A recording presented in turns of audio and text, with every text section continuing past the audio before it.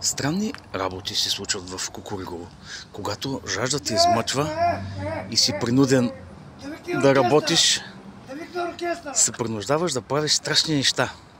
Господин Вълчев, какво правите в този прекрасен ден? Весела са в момента. Това ли е вашето послание към младите? Да. Да се веселят докато работят? Да се научат да работят. А пък как ви се пие? Ще пием на 2 кг, 2 литра. 2 литра вода? Домашна ракия. Ракия? Я. Му вие употребявате ракия? Я на стоиш. А водка по-рядко? И водка имам цяла бутилка литър. Вие сте доста заможен мъж. Абсолютно. Но все пак се трудите. Все пак това е някакво послание към младежта. Абсолютно се учи да работят. Не да ги мързи.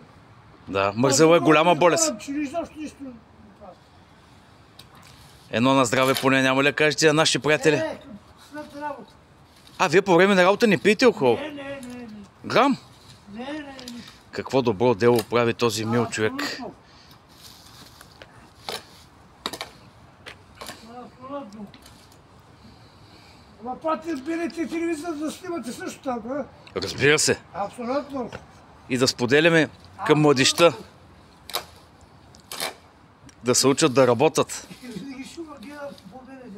Вие сте една от нашите звезди. Все пак няма ли да кажете едно на здраве? Като дойде времето. А то наближава. Наближава. Ето няма още. Няма 6. 6 часа ли свирим финала? Абсолютно.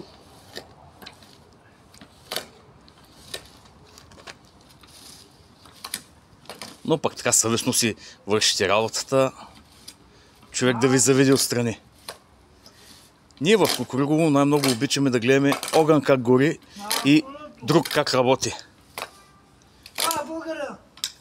За жалост. Цялата нация. 5 човека гледат, един работи. И то най-съвестния. Най-съвестния.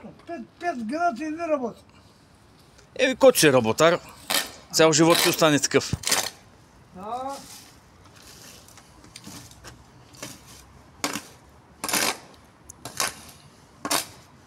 Браво!